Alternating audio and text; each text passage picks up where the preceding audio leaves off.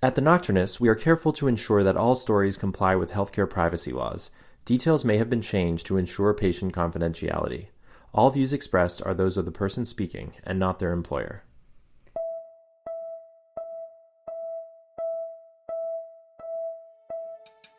You're listening to the Nocturnist Conversations.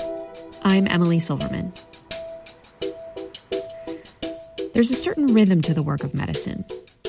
Someone comes to us with symptoms, we do a physical exam, labs, and imaging, and then we give the patient a diagnosis.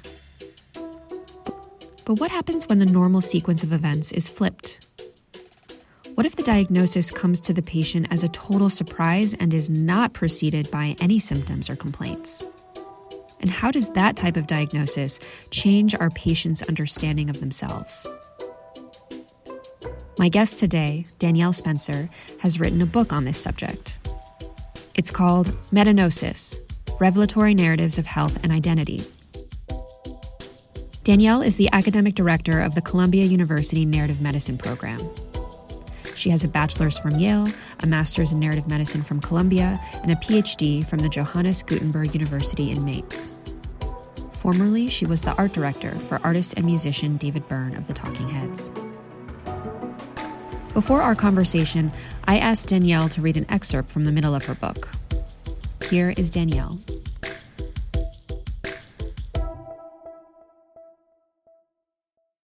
My father, a mathematician, believes that the integers exist in a Platonic realm of truth and beauty. The number, rather than the logos, is primary. 4, 6, 28. They're out there, potent with secrets, whether we see and understand them or not. We may discover some of their properties by proving beautiful theorems, turning the page of Galileo's Book of Nature. My father will tell you fervently that when Euclid proved that there are an infinite number of primes, that's it. There are an infinite number of primes. As a child, I was naturally drawn to poke at this seemingly inviolate law of the father, tinkering with classic skeptical philosophical notions and variations on Descartes' evil demon, and asking a different set of questions. The integers may be powerful and intact, the proofs absolute. Yet what if there is something unknown, unseen, belying this certainty? You see what you believe to be the scope of things, yet what if there is something significant that you do not see, of which you remain unaware? What if you think you see in the same manner as others, yet you do not? How would one know? The unknowing was as compelling to me as the knowing, as well as the ways in which they are co-constitutive, not that I would have phrased it quite that way at the time. Moreover, how is our knowledge and way of thinking rooted in our own lived experience, our particular material engagement with the world, and the way we tell of it? Thank you so much for reading that. So many wonderful questions in there to explore. But before we do that, I would love to hear a bit from you about how you came to write this book. I think the key event, well, there were two key events. The first was I spent a decade, as you mentioned, working for David Byrne, the musician, visual artist, filmmaker, writer. And we worked very closely together, and we were good friends as well. And people often asked me, well, what's he really like? And I think that part of the question was, does he have some kind of condition? Is he quote-unquote normal? And I mean, most of his fans revel in the ways in which he's not quote-unquote normal, but it was still a question that people wanted to know. So in the early 2000s, when Asperger's syndrome became identified and discussed in the lay press, it was something that he and I were reading about and discussing at the time. And he self-diagnosed. He never received a formal diagnosis, but it struck me that it was such a distinctive experience to have a retrospective diagnosis like that. Not a diagnosis of something that you already know is a problem. You know, let's say you have some kind of pain and you can't get a satisfactory diagnosis, but you know you have a problem. These are situations in which you're not aware that you have something that could be considered pathological until the moment when you're made aware. And so then some years later, I had an experience of that type myself with a cognitive visual impairment. And I was very surprised by it and bewildered by it, even though nothing had actually changed for me materially, but a lot had changed.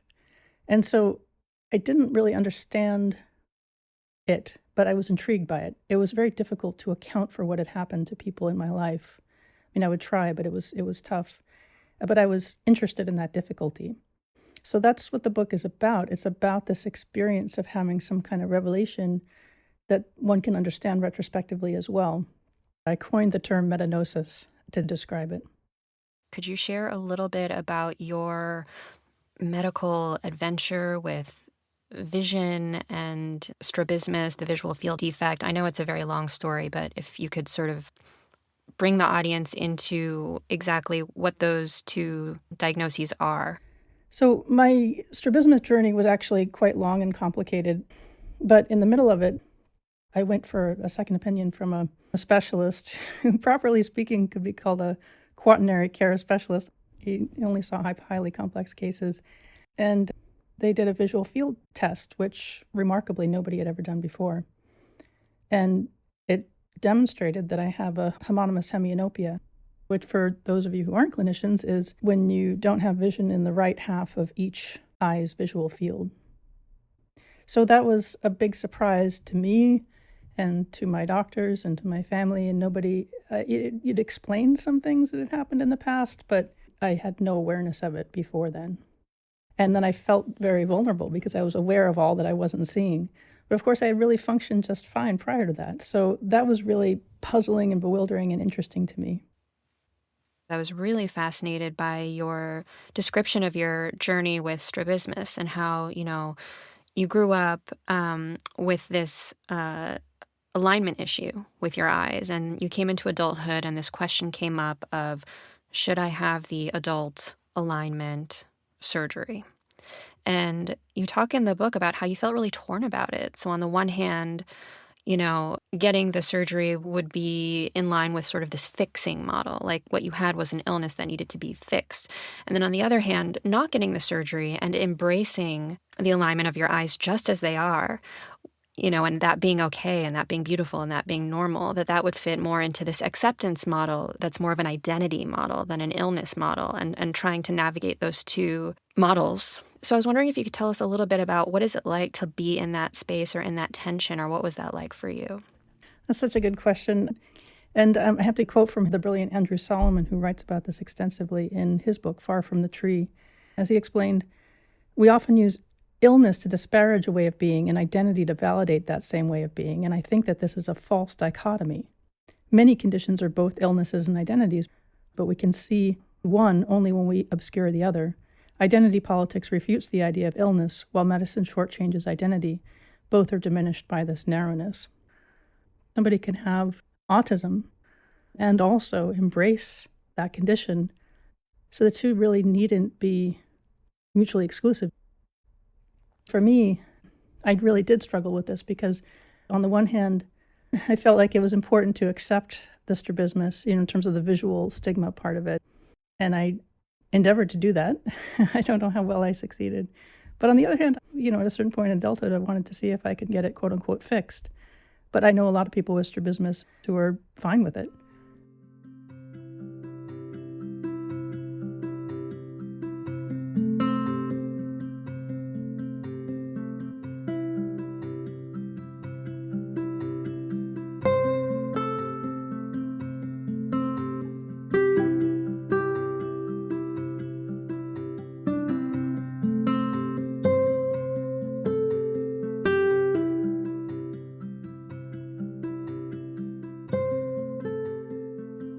Moving into the next piece of this, I would like to just talk about diagnostic narratives. And before we get into metagnostic narratives, if there is such a thing, which I think there is, because you put forth a framework for how to approach it, starting with the traditional diagnostic narrative, you talk about these three archetypes that exist.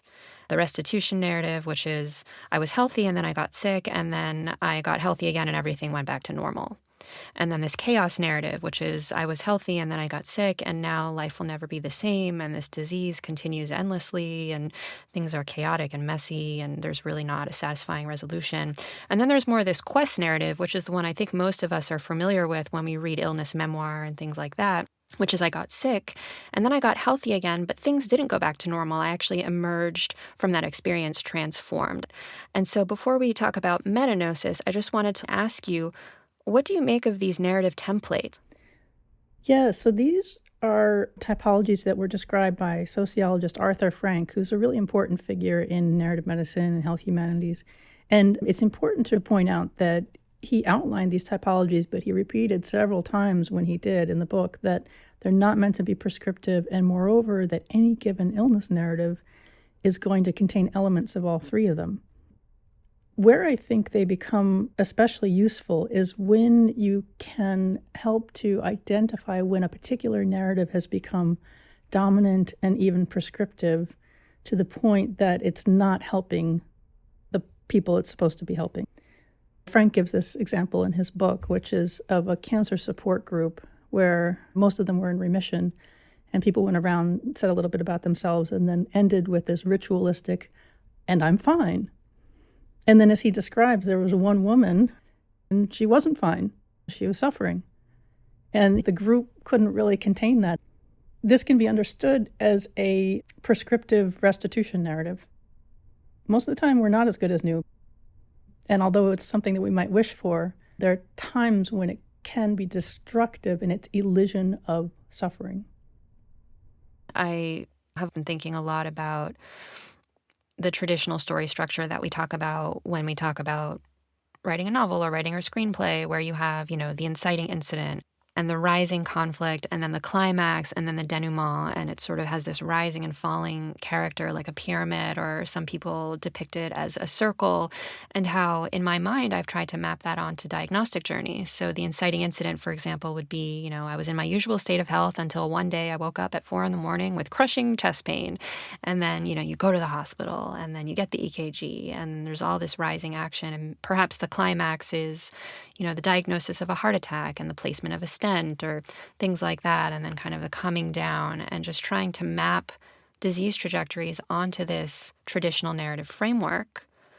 And then realizing how, when it comes to metagnostic narrative, that framework doesn't work quite as well. And so maybe before we dive into why, can you just share with the audience, what is metagnosis? So metagnosis is a word that I coined because there wasn't a term to describe what I wanted to describe. And it refers to a diagnosis, but in the case of a long-standing undetected condition. So this can happen in one or both of two ways. So the first is simply because the condition was never detected. So in my case, I had this visual field defect, but it was long-standing. So if it had been tested for before, it would have been detected. But the second way is when the diagnostic boundaries themselves have changed. So earlier I spoke about David Byrne, who I worked with. Well, Asperger's syndrome didn't exist when he was a child. It didn't exist in the sense that it wasn't a psychiatric diagnosis. I mean, there was autism, of course, but not these mild autism spectrum disorders. And then to further complicate things, Asperger's syndrome itself entered and then exited the DSM within the span of 13 years. I picture it sort of trotting in to one side of the stage and then trotting off on the other side of the stage. And it was largely, although not entirely, enveloped into autism spectrum disorders. But the point is that that's a metagnostic experience. When somebody learns that they have something that can be considered pathological, in some cases that is because what is considered pathological has changed. I love how you also take it a step further in the book and include other examples which may not quite fit under the example of metagnosis, but are deeply related. So, for example, people who swab themselves for 23andMe and then get back surprising results on their ancestry, for instance, which is something that I have personal experience with. I grew up adopted. I knew I was adopted. I did not know my birth parents or their ethnicities, and grew up Jewish, went to a Jewish day school, and then a couple of years ago did the 23andMe and learned that I'm Irish. And definitely had some identity stuff come up in that setting. And you also give the examples that I loved about characters in sci-fi movies or sci-fi books who, you go through the entire story and the character thinks that they're human, and then they learn that they were actually a cyborg all along. And what does this mean? Or the example of Oedipus, who, has sex with this woman and then learns later, hey, that was your mom. And how, those revelations or discoveries, they don't necessarily change what's already happened, but they change how we tell ourselves stories. Yeah, and I do consider those to be examples of metagnosis. I mean, the book is really focused on the medical domain, and that's the scope of that project. But in the last chapter, I open it up to considering these other examples of genomic surprises. And I don't think we have a word for that, so I'm hoping that this word will serve helpfully. But I'm curious actually to hear a bit more about your own experience, if you don't mind. How did you find the revelation? I mean, how would you characterize it, your reaction to it? I don't know. It's like if someone says to me, "Are you Jewish?" I'm not really sure how to answer that question. Like I, grew up going to temple and learning Hebrew and reciting the prayers. As a kid, I didn't have any real particular attachment to those things. I'm not somebody who grew up and continued to embed myself in the Jewish community and adopt the rituals. In fact, in college, I sort of swung the other way and became like a staunch atheist. And I think now the pendulum has swung back, and I'm much more spiritual now than I was before, although I don't consider myself religiously Jewish. And then to learn that, ethnically I'm largely Irish, and also just thinking about Jewish as an ethnicity, not just a religion. So I'm not really sure how to answer that question. I think, in shorthand, I might say, yes, I'm Jewish. But if someone's really asking, I think probably I would respond with, it's complicated. Right. Or as Bill Clinton once said, it depends on what the meaning of is. The questions that are making that difficult, perhaps for you to answer simply, is that it depends upon how we understand identity. Is a particular cultural, religious identity rooted in genetics? And or to what extent is it about one's lived experience? And it depends who you're asking. And sometimes it depends when you're asking them. So this really relates to the very important and vexing question of identity, which we're struggling with as a society all the time. All the time, all the time. And I love in the book how you talk about how with traditional medical journeys, the inciting incident is the diagnosis. And the breach, we talk in storytelling a lot about, patterns, things were normal and then blank happened. And that is the moment that sets the story into motion. And how in medical stories that moment, that breach in the pattern is usually of somatic nature. So it's, I woke up with chest pain, or I developed a tingling in my fingers, or I threw up, or, whatever it is, it's body-based. But how in metagnosis, the breach of pattern is not in the body. It's, as you put, or maybe this was a quote from someone else, a nasty case of ruptured narrative. And I loved that. Well, this goes back to when I was saying that earlier, that when this happened, that it was so bewildering. And I can now retrospectively pinpoint some of the source of that existential suffering, which was, it wasn't material. I mean, I'd been living just fine. I still am with this visual defect. I mean, I compensate in all kinds of ways. It was having had the diagnosis. And the way that opens a door, because once you find out that you could be not who you think you are, as philosopher Simon Critchley describes Oedipus, then it's not just that it's happened that once. It's the fact that it could happen again, and it could keep happening. It really removes the locus of certainty from diagnostic knowledge or more existential knowledge.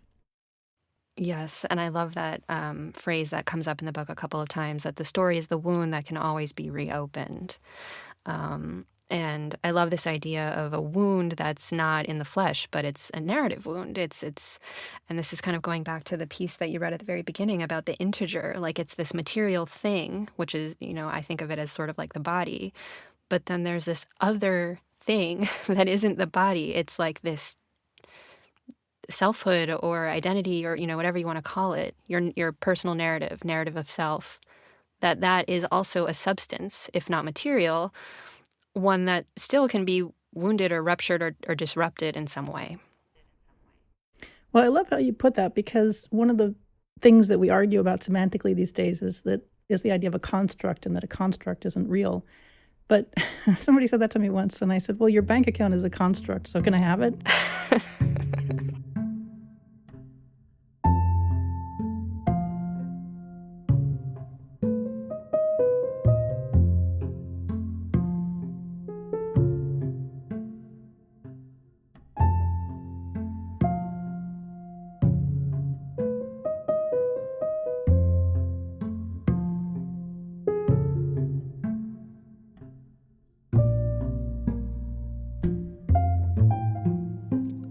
that said, it makes me want to bring up this question of language, because when we're talking about pain that's located in the body, you mentioned in the book about how the ways that we have to describe that are with language and metaphor. You know, we're all trapped in our own bodies. We can't share our pain with others, so we have to turn to language to describe it. So I have a twisting pain or a stabbing pain or a burning pain, and our pain is described in terms that the other person can understand. This is the way that we translate our inner experience from ourselves to others.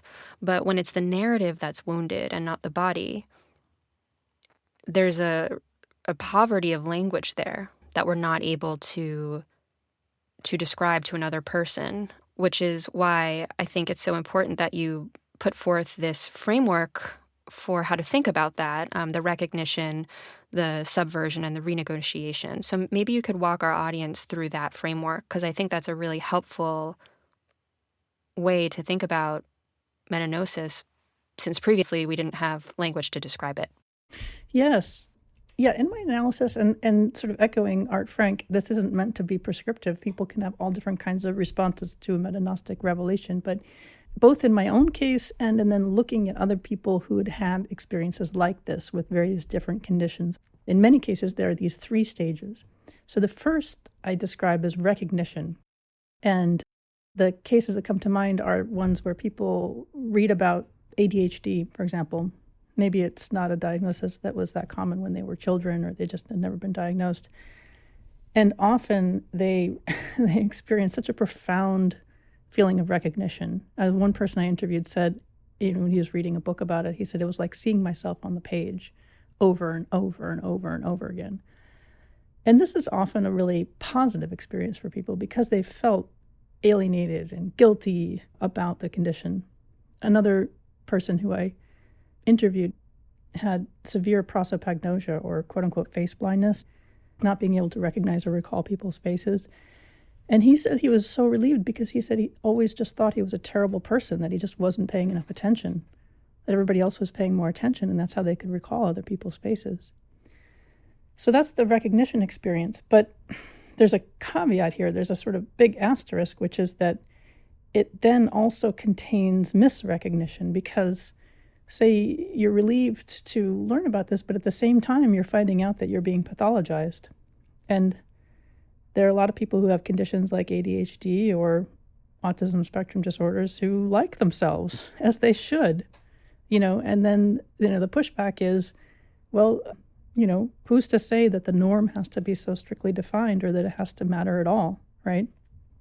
But those two can coexist. To have the knowledge to be grateful for it, and at the same time to push back against the diagnosis, and to understand it also as a form of misrecognition. So the next stage is subversion. And let me give you an example of that, of the subversion of different categories or words that we use to describe experience. So in my case, I had this retrospective visual field defect. Now, at the time, or possibly even to this day, if you were to tell me that I have a visual impairment, I would have just profoundly mixed feelings about it. I understand in the strict sense that I do, but I function very well. Part of that is because I have blind sight. I have unconscious vision in that hemifield. But on the other hand, if somebody were to say, well, no, you don't have anything wrong, you don't have an impairment, I would say, well, yes, I do. Look, here are the visual field charts.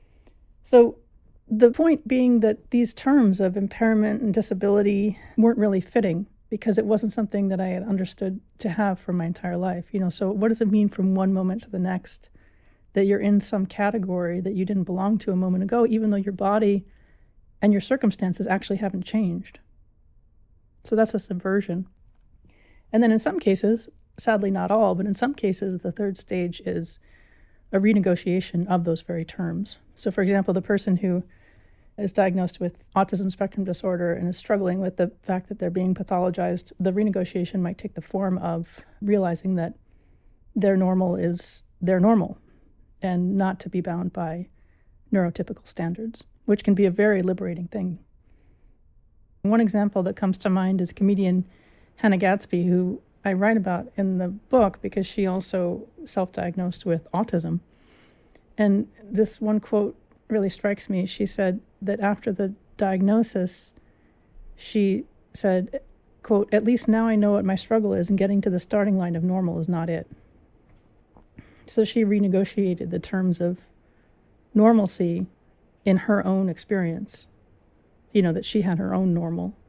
Yes, I haven't seen Hannah Gadsby's second stand-up piece, but I really loved her first stand-up piece, Nanette, which sort of throws into question this idea of comedy and what is comedy. And I like what you say about that renegotiation process. Like, that is work. That is work that we do internally, and often, having the help of others, whether it's a community or a therapist or whoever else it is a process. And like that process also falling under the category of healing. If you think about healing in a way that is more expansive than, I took antibiotics and now I'm better. Like, healing is just so much more complicated than that. You quote Rebecca Solnit, you say, all categories are leaky and we must use them provisionally. I love that. And you also have this diagram in the book, which I thought was so interesting, which is 3 circles interlocking, like a triple Venn diagram. And there's illness, and there's disease, and there's sickness. And there's some overlap between them, but they're also distinct. And so I was wondering if you could share with our audience, what is the difference between illness, disease, and sickness according to this model? Well, I'm so glad you brought this up, because alongside Arthur Frank's narrative typologies, I think this is really useful. And it's not mine by any means. This was first articulated by Andrew Twaddle. And the Venn diagram visualization is one that I cribbed from Bjorn Hoffman, who was writing about this. So yeah, picture a Venn diagram. So the 3 overlapping circles, and one of them is disease. Disease is the biological condition. It's a physiological malfunction concerning biological phenomena. So that would be the medical definition. So how would you describe the disease, for diabetes? So for type 1, you might say an autoinflammatory destruction of the pancreas leading to an inability for the beta cell to secrete insulin. Fantastic. Okay, so put that in the disease circle, right? So illness is the second one, and illness is the subjective first-person aspect that concerns phenomenological experience, which is to say it's the lived experience. So if they have a hypoglycemic dip, then they could feel, dizzy or whatnot. So then the third one is sickness, which is the social identity. And that would be, I understand that my friend has this condition of diabetes, and so there are times where she has to, check her insulin, watch what she eats, and she can't eat this, and she can't eat that, and so forth. So in many cases, somebody might fall into the middle of the Venn diagram where all 3 overlap, where they have a recognized disease, they have the experience of illness, and then they also have the social recognition of sickness. Where things get interesting and challenging is when somebody doesn't fall into that center part. So, for example, if somebody has a condition that doesn't have medical recognition, in that case, they're not given a diagnosis and they're not given medical treatment and so forth. So yeah, then they would be in the illness bucket or the illness circle. And if they do receive social recognition, then maybe that overlaps with sickness, but not disease. So in that case, then you often get people who are saying, hey, medical establishment, please recognize my disease. But where metagnosis comes in is it's kind of the opposite, because all of a sudden you're told that you have a disease, but you haven't had the precipitating experience of some kind of, pain or problem of the body or of the mind that brought you into the Venn diagram. Yeah, and I loved that Venn diagram. I thought it was a really clean way to separate out the different aspects of experience into, the flesh and blood experience of the body, the, conscious experience of the self, and then also the relational experience of how we interface with society, how we're seen, how we're viewed. I mean, I can see this framework being applied to questions of addiction, the way that society views people who struggle with addiction. So I just found that framework to be really helpful.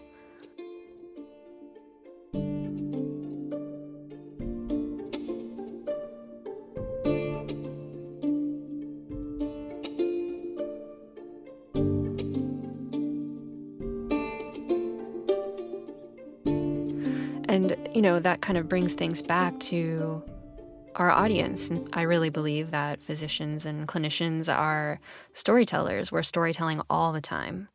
And part of that is the way that we document things in the medical record.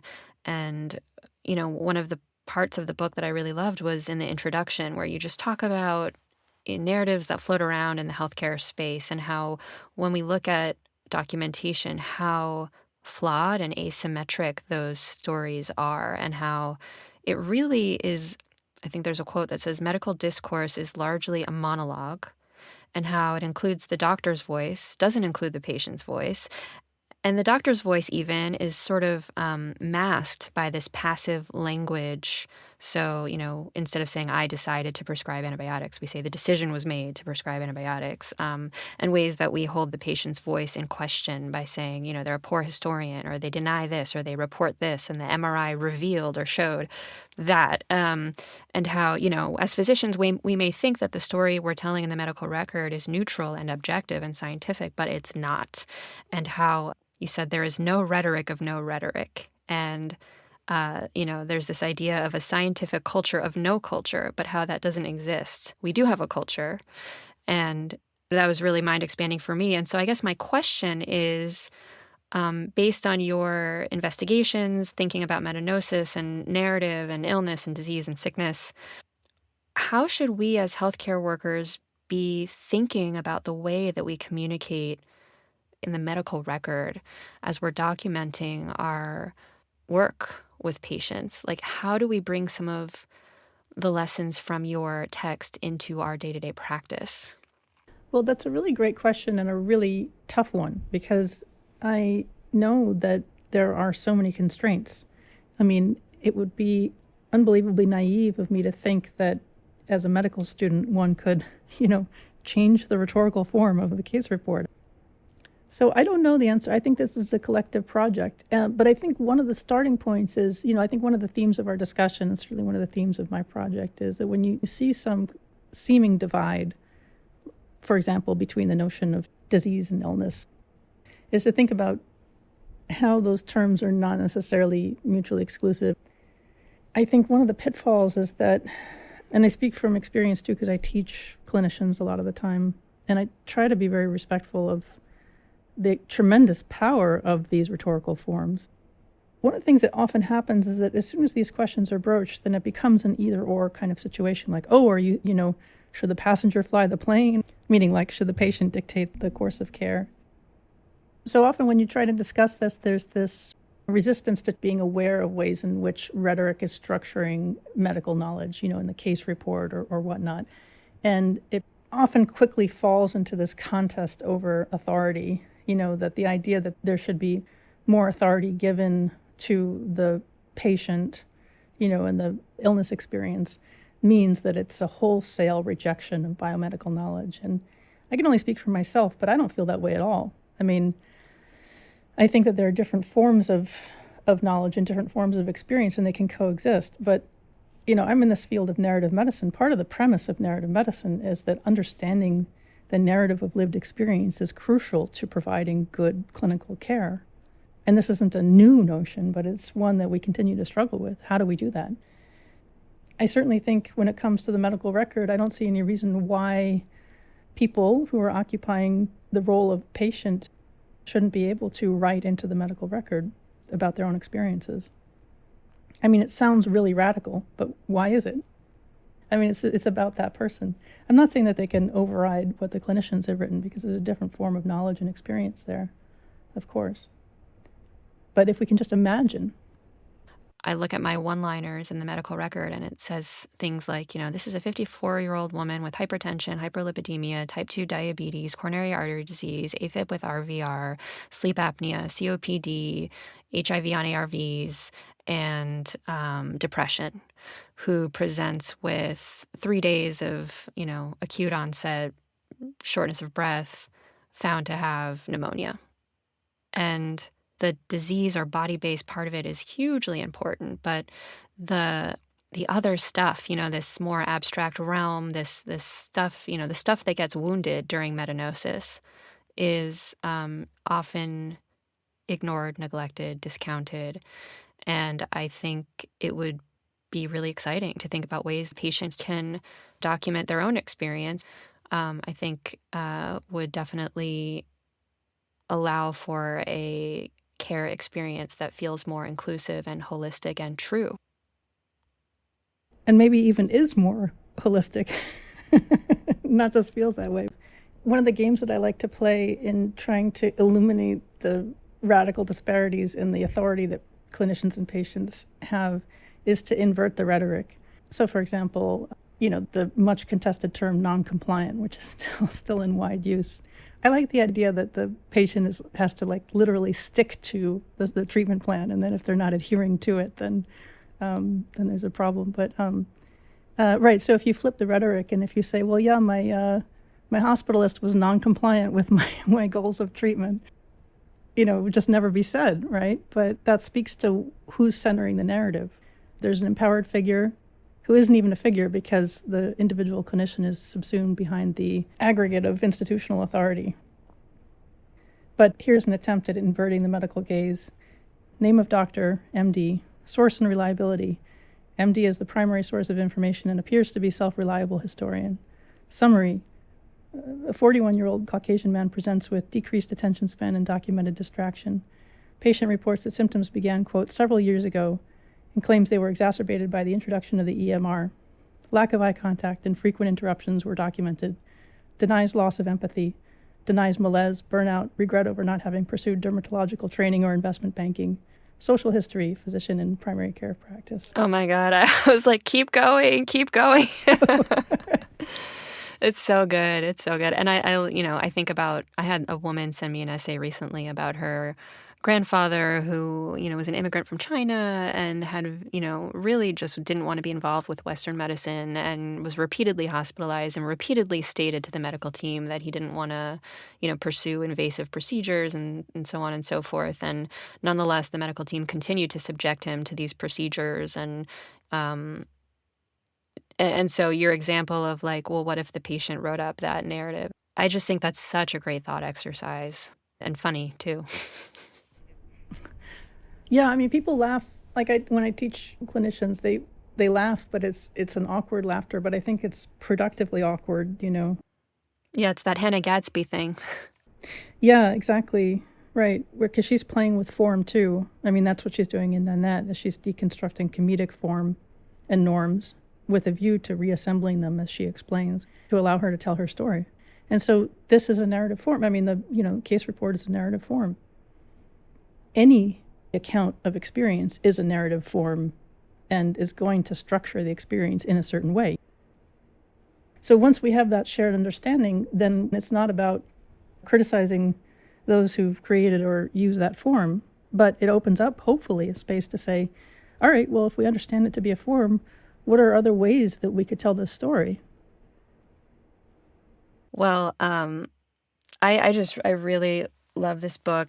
It incorporates elements of memoir, but also, scholarly work, and again, referencing so many different thinkers and authors and writers across time and space, and is a wonderful resource for anybody who is interested in thinking about the interaction between, patients, illness, disease, sickness, and narrative and storytelling, and how it all fits together. And maybe I'll end with a quote from your book, which may itself be a quote, but it says, "We must all work to become better readers." And I think that's a really wonderful statement. And I just want to thank you so much, Danielle, for coming in to talk to me about your book and for bringing your brilliance and your genius onto the page and here onto the Nocturnist podcast. So thank you so much. Thank you, Emily. It was such a pleasure.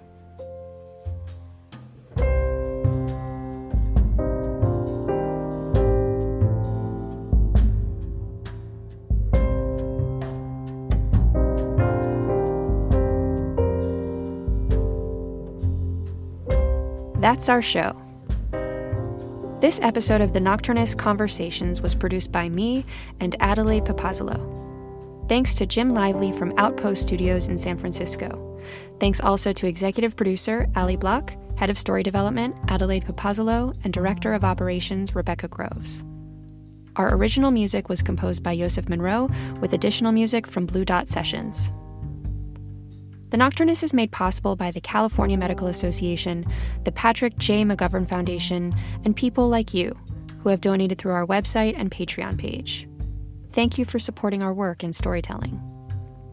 If you'd like to add your voice to one of our ongoing storytelling projects, visit our website at thenocturnist.com. And don't forget to subscribe, rate, and review our show. I'm your host, Emily Silverman. See you next time.